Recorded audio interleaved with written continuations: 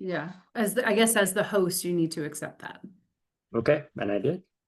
And it should just put it on the account. Okay, Do you want I'll me let to them check know. and see if anybody, I didn't see anybody. No, I'm looking for it as we speak. Let's see. I didn't see any new responses this afternoon. No. Oh, wait, yep, Khalid, just let me add him to the invitation. Oh, thank you. That's right. You have to add.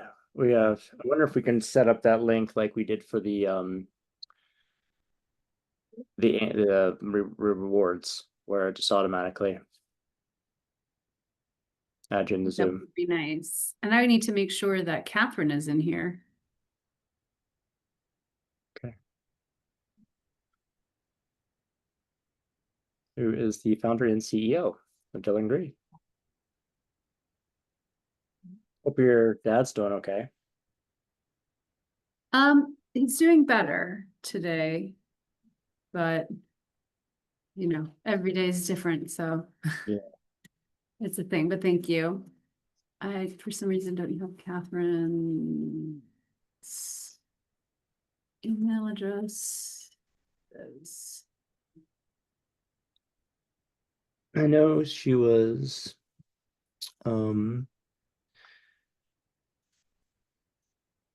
an hour ago she tagged the post we did on LinkedIn, so she is aware. Oh, well, fantastic. That's And good. thank you for that. I saw Sure. the post as well. And checking that she didn't contact me. This is, Oh, she didn't mind her photo. I kind of went a different style because our feeds are starting to look the same. You know, yeah, one event, understood. yeah, over, but I think obviously she commented, so she didn't mind. Fantastic. Well, I'm happy to kind of just mute myself for the first couple of minutes, make sure everything's going fine. And if you have any trouble before I hop off, the biggest thing is, you know, our audience, I've been noting in the spreadsheet, if you hadn't seen it, like how many people have attended, and then I put I can do the Google YouTube link later. But if you don't mind just marking how many are in attendance, and usually it's on the order of 2 to 4 as I see it. Okay. Yep, I can do that. Then I'll let them know that it's being recorded. And obviously the slide walkthrough of all the reminders, and then I'll hit stop, right, on the record.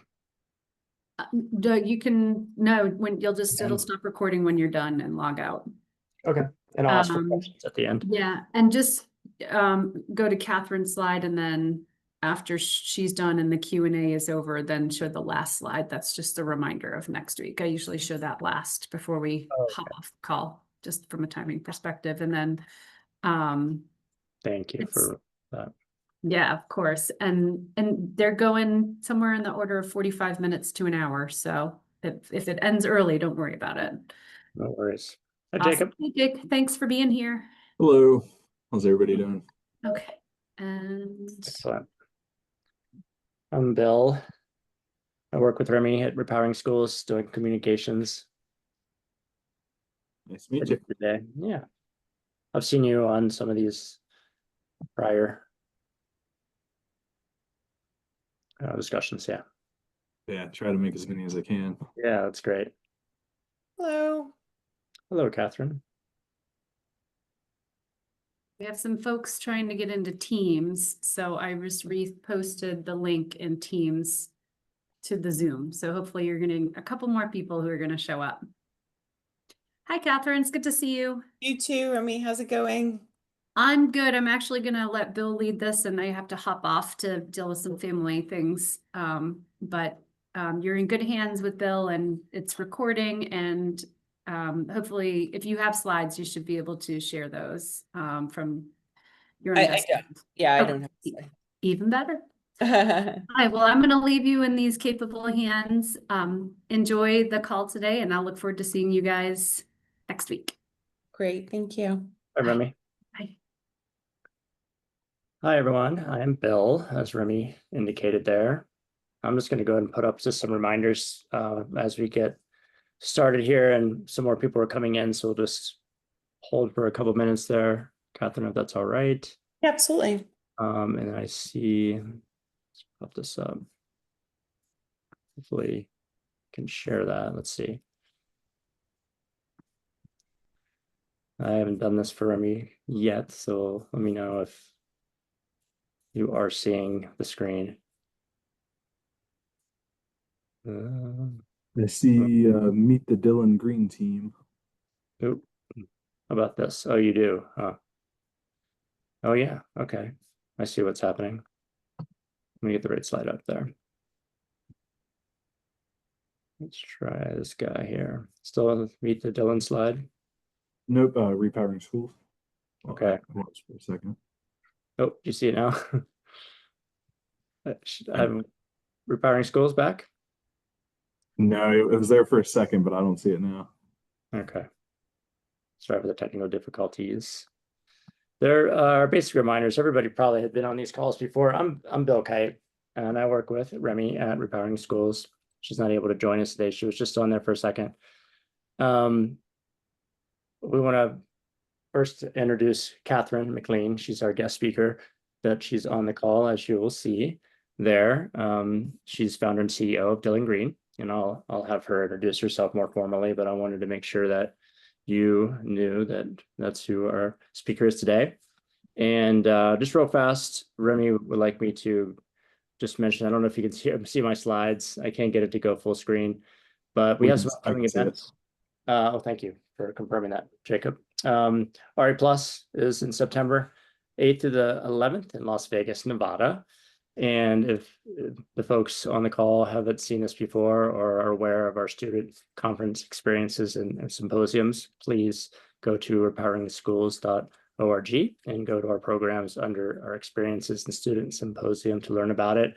But we do have those experiences for a select number of students that would like to sign up. It is limited, but you get a conference pass, hotel accommodations, industry events, as you know, a lot of networking, and it's just great, fantastic learning experience on the renewable energy career side. I want to also remind everybody, if I'm breezing through this quickly, that we are recording. So if anybody is not okay with that, please let me know. We do that because we want everyone to have an opportunity to hear these wonderful discussions, learn from it, and share. So that's mainly what we do. We put that up on our YouTube page, as you can see, and you can navigate there, and it looks like this. Remy had put that on there for us, which was nice. And then without further ado, I'm going to put Catherine's slide up there. We're excited for this discussion today. Before I get started, I thought maybe we should introduce everybody and let folks tell us your name and what you do, and then I'll just let Catherine take it away. So I'll start with Jacob, and we'll go around the room. Hi everybody. I go by Jake. I am a rising senior at James Madison University right now. I'm studying engineering, and I have a huge interest in renewable energy. And right now I'm interning for the Center for the Advancement of Sustainable Energy at JMU this summer, helping out with some research projects and just overall just trying to get as much exposure into the industry as I can while I'm here. Thank you. Appreciate that, Jacob. Next, Alina, am I saying that right? Yes. Okay, thank you. Hi, I'm Alina. I'm a rising sophomore majoring computer science at Johns Hopkins University. I work on student-run club called Hopkins Student Wind Energy Team. And over the summer, I'm working on some research about renewable energy project deployment with a Hopkins professor. Wonderful, thank you. Anyone go ahead and jump on it? There's two more I can see on here at least. Feel free to introduce yourself. I can go. Hi, my name is Vamika. I am currently interning on the onshore development team at Ørsted. I'm also a grad student at the University of Michigan doing a Master's of Science in Energy Systems as well as an MBA. Excellent, thank you. Thanks for being here. And Nick. Hi, my name is Nick. I am a rising senior at James Madison University. I'm studying engineering, and I am also working with CASE over the summer, which is the Center for the Advancement of Sustainable Energy, working with Remy and Dr. Miles. And I have like an express interest in renewable energy and sustainable development. That's the kind of path I'm trying to get into. Excellent. Thanks for being here, Nick. Without further ado, I'll take it over to Catherine and let you introduce yourself. I'm Catherine McLean, founder and CEO of Dillon Green. I'm based in Reston, Virginia, and excited to be here. Thank you. Do you want me to do the whole intro? Do you want me to do the whole Sure. thing? Okay. Yeah, I'll let you take I over. got a there. lot of years of life. I'm 44. So let's see. I graduated from George Mason University. My story really is a story of like someone without like a plan, if I'm honest. And I think that sometimes when I speak to a lot of college students, there's like, even high school students, there's this like pressure and urgency to have it all figured out. And like my career has very much been a series of like happenstance, things that have opportunities that have come across my plate that I've taken and have led me to kind of where I am rather than having it all mapped out. So when I graduated from George Mason, I got into sales. I worked for DHL, doing corporate sales. I specifically wanted to work for an international company because I always wanted to live abroad. So after joining them, after about a few years, I moved to London with them. And then when I was in London, I got a call out of the blue from a recruiter at Robert Half. The woman was American, and I was very homesick, and so I went to go meet them. And I thought Robert Half, so they're known for finance and accounting, but they actually also do sales recruitment, at least in the US. And so I thought were contacting me about a new opportunity. And so after a few hours of like talking to them, they were like, so are you interested in the job? And I was like, what's the job? And they're like, recruitment. And I was like, no, I would never do recruitment. I was like, absolutely not. I do sales, like a B2B sales. Like there's no way I'm doing recruitment. So sure enough, I joined Robert Half and did recruitment. And after many negotiations, and they were right. They said, they had had a lot of success with people who'd been in B2B sales, being good at recruitment. And I went in and I did well, placed accountants in the city of London.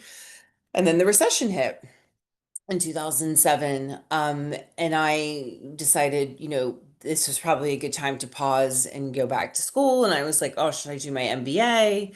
And then I thought, I've always been very passionate about nutrition. And so I thought, well, what if I did like a public health degree, like a master's in public health?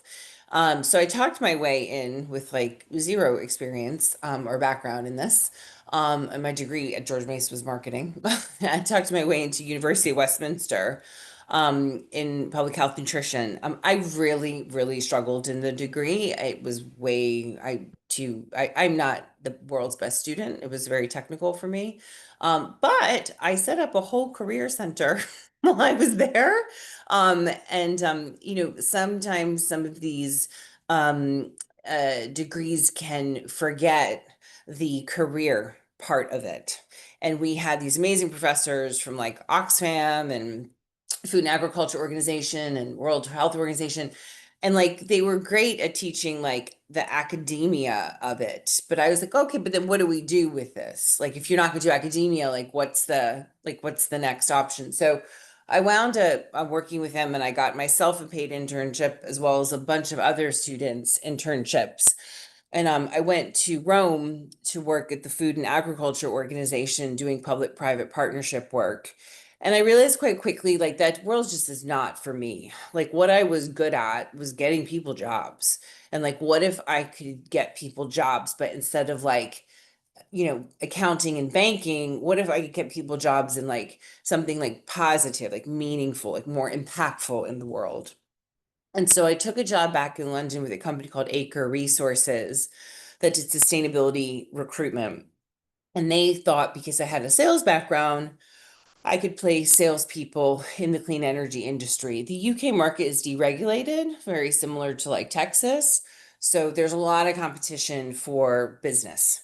So that's what I did. And then after about 6 months, I realized, wow, all the recruiters are in oil and gas recruitment because their oil and gas prices through the roof. There's not as much competition as there was placing accountants. I should just set up my own company. Now, I had always wanted to set up my own company my whole life. I had a dog walking business, a babysitting company. Like, I always wanted to work for myself. I just didn't know what I wanted to do. And so when that moment presented itself, I realized like that was what I was going to do. I was going to set up a company in clean energy recruitment. And I set up a company called McLean Ross. Grew that business and then wound up selling it to a larger recruitment company called Opus. They had another energy brand that was an oil and gas energy brand, and they merged us because in their mind, energy is energy. And we became a company called JDR Energy. And I just, it wasn't for me. Like, I didn't believe in a lot of like the way they worked, and it just, so I moved back to the States. We went our separate ways, and I set up Dylan Green when I was on maternity leave. Dylan is my son, and the focus was, building the brand in the U.S. and but specifically, I had a chance encounter, not a chance encounter, but I when I moved back to D.C. to be closer to my family, I got introduced to Jigger Chaw.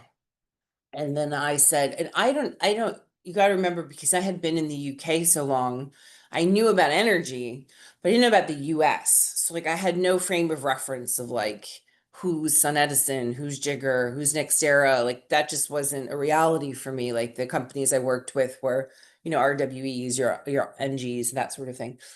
So I met Jigger, and Jigger, I said, I'm going to set up a new recruitment company. If you were me, what would you focus on? And he said, I would focus on helping companies diversify their candidate pools. And that really struck a chord with me because a lot of the challenges that I had merging McLean Ross, I felt very sidelined because of my gender, I think. And so that really like struck a chord with me. And that's what I decided was going to be my second mission. So my first mission was going to be, helping companies contribute to a low carbon economy, but secondly, do it in an equitable way. And that really changed my life, quite frankly. I started a podcast. I sort of dedicated myself to a lot of different women's organizations, and it's been, sort of the work I've been doing the past six years. Obviously, this year that has changed for me. So we are looking at ways to pivot in this new world that we are in. But it's like I said, in the beginning, all of those things that have happened and all kind of where I am today, none of it was planned. It was all just a series of happenstance events and being open to conversations and open to things. So that's really it. That's the story. Any questions? Impressive. Yeah. Going after what you wanted and you got there. Yeah. Yeah, it's definitely not easy.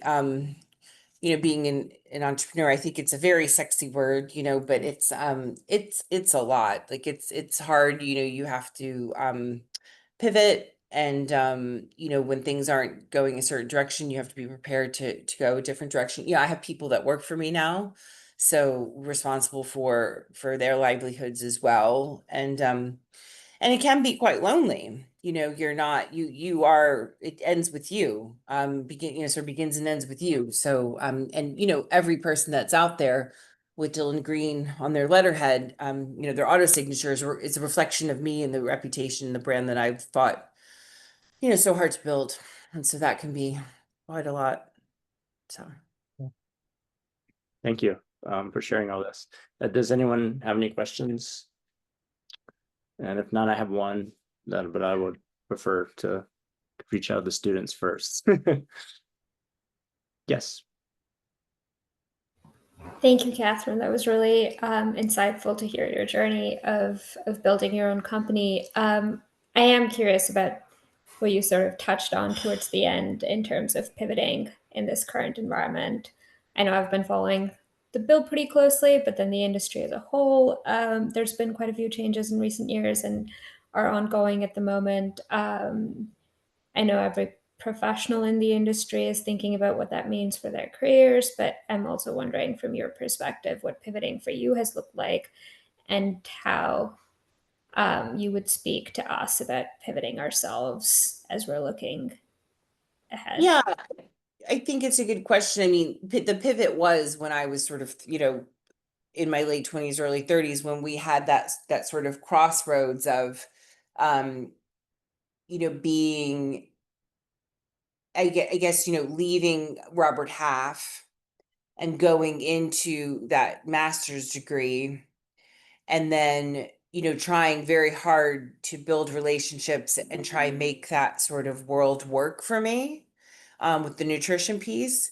And, I did make progress, but ultimately realizing that the skill set I had was helping all of those people find their own jobs rather than me ever finding something. I mean, I could have stayed probably in FAO in Rome, but I think so. That was sort of one pivot, but what I didn't realize at the time was that pivot was going to lead me to like clean energy, because it was nutrition, but it's like it's still the same concept of like wellness, if you know what I mean, like in like social responsibility, like environmental responsibility. I mean, you look at so much of climate change is impacted by farming and methane and meat and things like that. So what was interesting about that pivot was that pivot needed to happen to get me to clean energy, but back to recruitment, if you see what I mean. And then that's how I wound up in the industry. And so I think sometimes what I say to people is when they're trying to do something, when they're trying to make a change, try and change as few things as possible. So like there's so many people who contact me who are like, I'm moving cities. I want to move sectors. I want to move job functions. And I'm like, whoa. Like, let's like one thing, like try and limit the amount of things that you're trying to change all at once. Does that make sense? Did I answer your question? It does. Thank you. Yeah.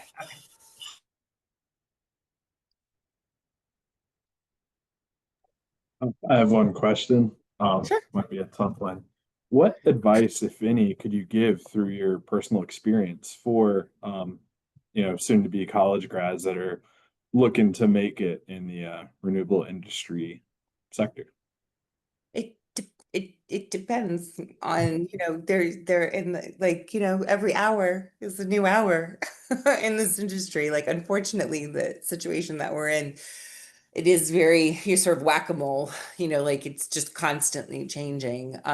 I think that if I were you, my advice would be just being as open as possible to as many things as possible.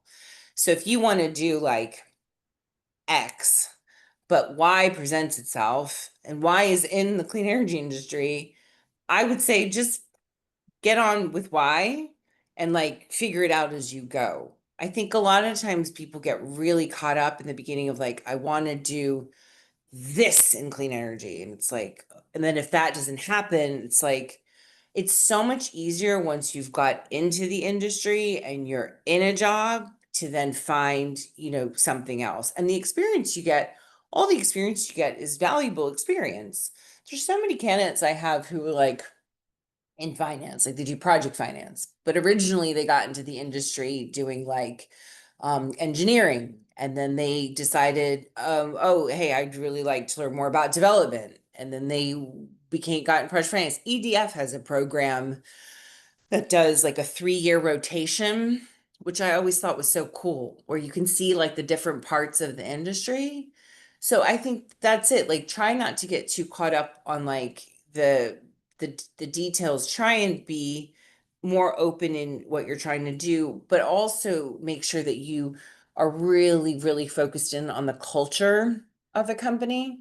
Cause like culture is just so vitally important. So making sure that like your gut instinct is like, these are people that I think are gonna like want to teach me and like want to see me succeed and like build me up, rather than like, you know, go get me a coffee kind of culture, like, cause you're the new guy, you're junior. So. Thank you. Mhm.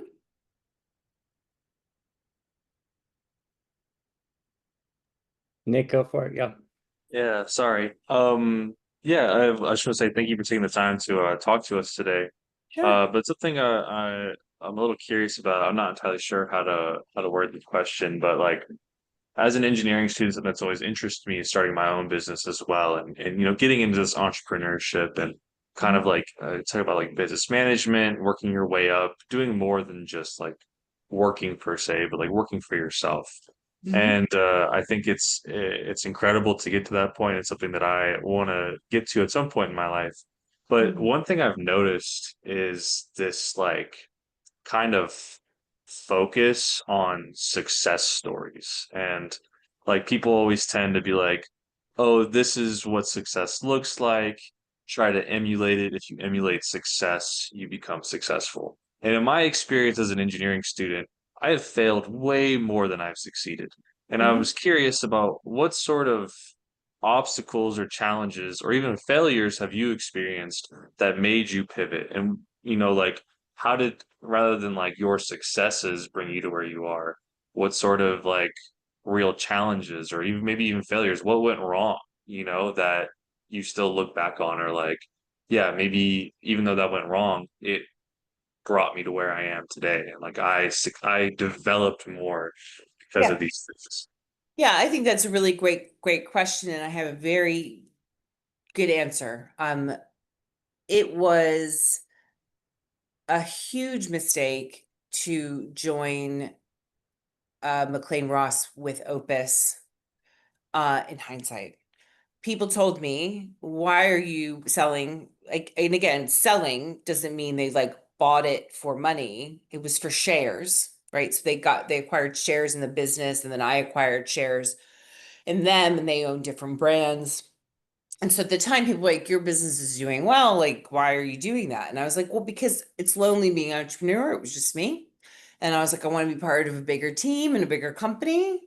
And, you know, I wound up that sort of acquisition, if you like, and then subsequent merger was a disaster.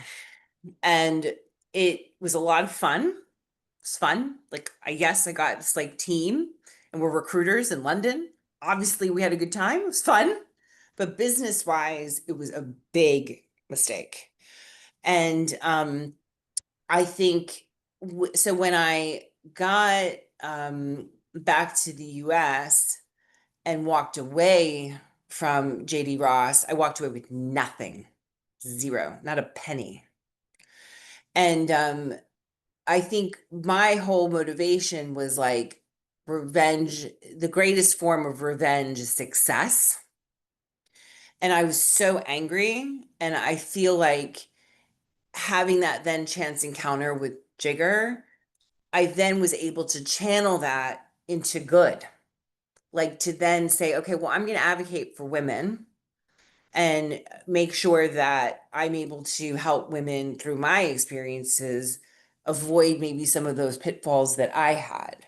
And then it became broader than that. So then you had the Black Lives Matter movement, and then I started to get more into like diversity as a whole rather than just like, you know, men, women, that sort of, so being so specific about it. So, um, but I think when I look back on it, it was the best thing that ever happened to me because I learned so much.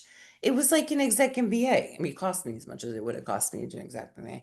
But it was the best thing that ever happened to me. I learned so much, and I learned like I'm so much better of a manager now than I used to be. Like I'm so much better at like how I want Dylan Green to be and like what I want us to stand for and like what it means.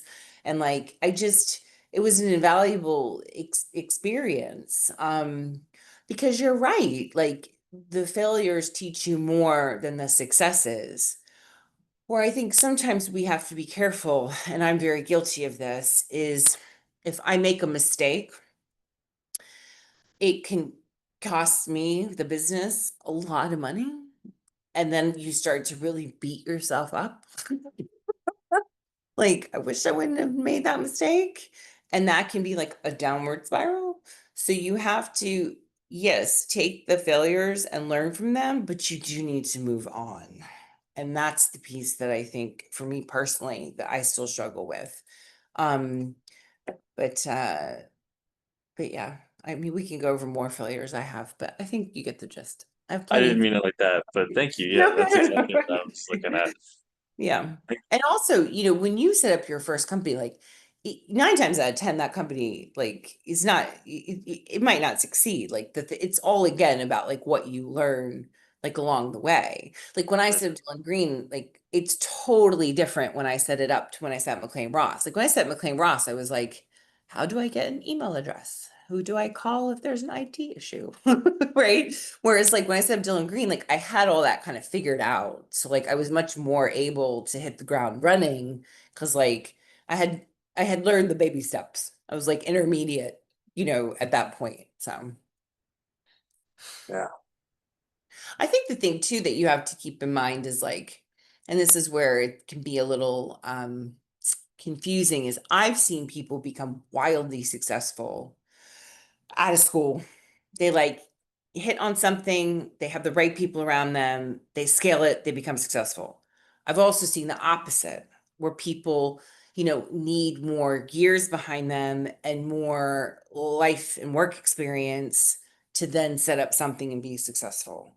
So it's hard to sometimes like judge like when's the right moment to be an entrepreneur. Like, you know, it's like, can it say to me out of college, like, I want to do strategy.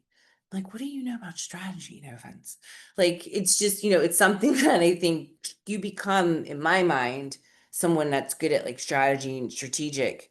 As you're able to have more and more experiences, you're able to then be like, oh, I've seen this before. This is, how I would do it based on my experience. I'm much better at strategy now than I was before because I have more to compare it to. That makes sense. Thank you. Yeah, thank you, Catherine. Mhm. I think my questions were sort of answered. I just wanted to ask Catherine if the opportunity for anybody on this call or connections with them, how you, if there's an opportunity to be helped, right, through your recruiting agency. Yeah, so Yeah. so I don't do I don't have like I work in more exec search recruitment. I will say that because I knew we were going to come on this call, I happened to see some internship opportunities and I thought to make a note to mention it. I noticed SB Energy was hiring a lot of interns. They're SoftBank, owned by SoftBank. I don't know if you guys are familiar with them. But I see internship opportunities cropping up a lot these days. Companies seem to be hiring a lot of interns. I don't know if there's like a website where you can go to and look at internship opportunities, or is it like just looking on LinkedIn, like trying to find a job on LinkedIn? If you put an intern and then those opportunities pop up, I'm not. There's lots. Yeah. Yeah. Okay. Yeah. I was just curious. I knew your sector, but thought I would ask. Yeah, if there was Yeah. any other avenues or advice, but. The thing I will say is to network, because one thing that you'll find that's really interesting is sometimes we have a tendency to always look like up, right? So like I really want a mentor, or I really want to like, build my relationships with senior leaders. And that's wonderful. Absolutely, you want to do that. But I think sometimes we forget that our best people are the people around us. Like so many people I know are like, oh yeah, so it was like an old college buddy and he started up this company and then it happened today. I was on the phone with the candidate, he's in his 50s. He's like, oh yeah, I started a new job. Like my old college buddy set up this company and it's doing really well and he's hired me as like VP of development. This happens all the time. Same thing with if you go to a company, like there's like alumni. You're like, oh, those guys all work together at Sun Edison. Oh, those guys all work together at Cypress Creek. So it's important that you remember that even though you're in college, like every single one of you has the opportunity to be like very successful in your own right. And like the relationships you build with each other now will stay with you, right? Like you can be like, Jake, like in 10 years could be the CEO of a company is like, Nick, hey, we really need a head of engineering. What are you up to? Like these relationships with your colleagues are just as important as I think when you're young, you're always thinking up rather than like around. Do you know what I mean? I think that's a great idea. And whenever he becomes the CEO, I'll be I'll, sure to I'll reach out. gonna invoice you for that though. Yeah. Oh my. All right. Well, I don't know if any of that was helpful, but It thank you was. for inviting me. Yes, no, thank you, Catherine. We appreciate it. I loved hearing about your past experiences, your background, of course, and then how you, kind of how you built up from where you were and now and where you are now. It's incredible. It's a lot Thank of, you. yeah. And feel free to connect with me on LinkedIn. Happy to, take a quick look at your LinkedIn profiles or resumes if you want a third party opinion, happy to do that. Just let me know. I am, like I said, I have this podcast called The Green Light that I'm very passionate about. So there's, amazing people on there talking about the industry. So feel free to Yeah, watch it. we'll be sure to Video. share that. Yep. Sorry to cut you off there, Catherine. We'll share this out after Remy. I'll send an email out. We'll put that in there.